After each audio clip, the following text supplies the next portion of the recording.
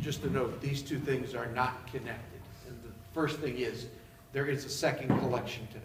Not because of the command in the gospel, renounce all your possessions, but our bishops have asked that every parish in the United States take up a second collection today to assist with relief for those areas of the country, in particular in Louisiana, that have been damaged by flooding.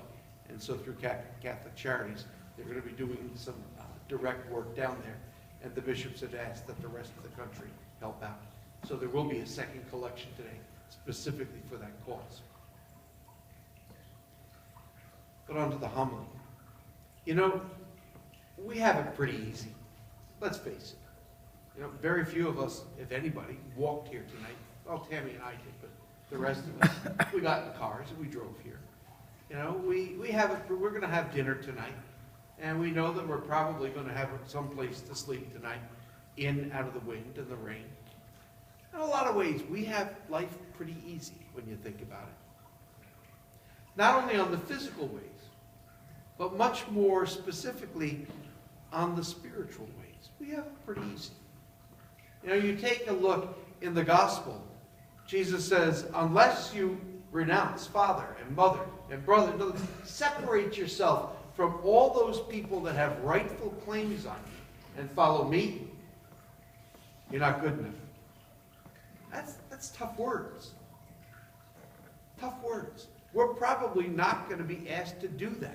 In fact, the rest of the year, we hear things like, take care of your father, take care of your mother, take care of your brothers and sisters, value them.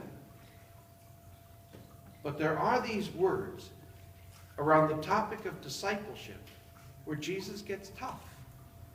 And often we don't want to hear it. But if you take a look at the second reading, you get a look at what that's about.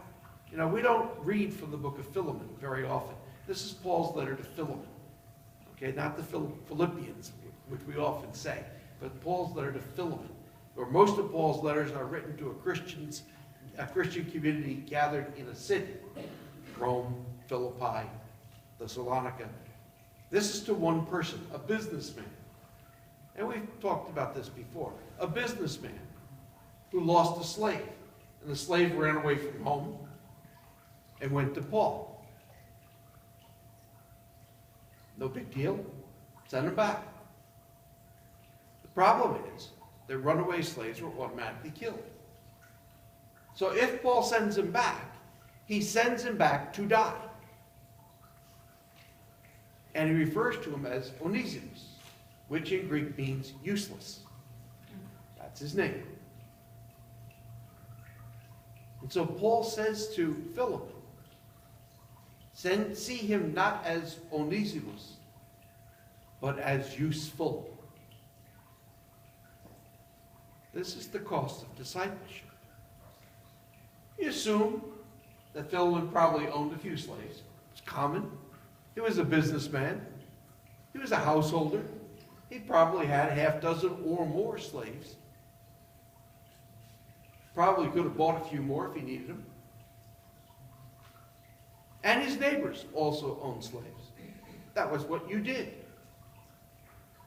But if Onesimus comes back and Philemon does what Paul asks and makes the tough choice and does not kill him, but instead receives him back as a loving son. Think of the story of the prodigal son.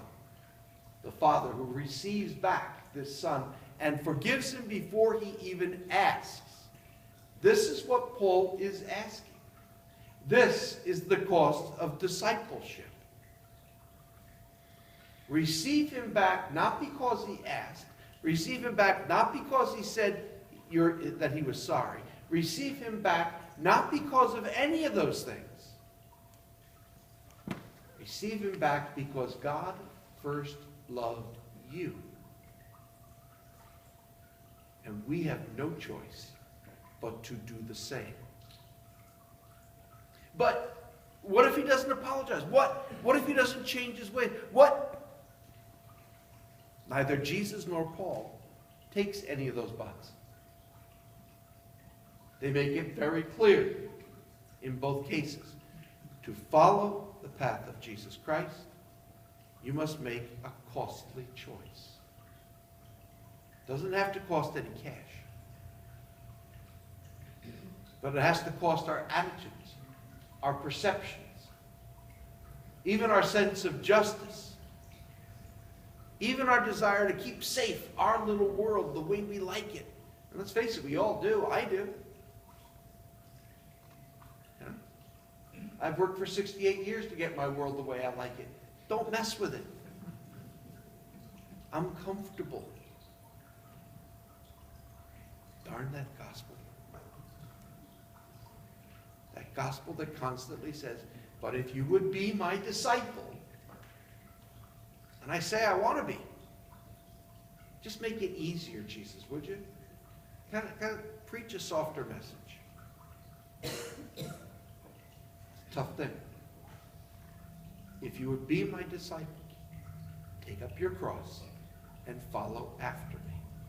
Make the tough choices. After the Second World War, a Protestant theologian by the name of Dietrich Bonhoeffer wrote a book called The Cost of Discipleship. And a lot of Catholics, in particular, our last four popes, have used it for meditation, reflection, that it costs to follow the gospel. Following the gospel is more than about getting up and going to Mass once a week, and periodically not eating meat. A whole lot deeper than that. It's about changing the way we view life. It's about changing the way we view our world and our place in that world. It's good for us to challenge ourselves. It's good for me to challenge myself. But it's good for us all to challenge ourselves once in a while. What does it cost me to follow the gospel? And am I willing to pay the price?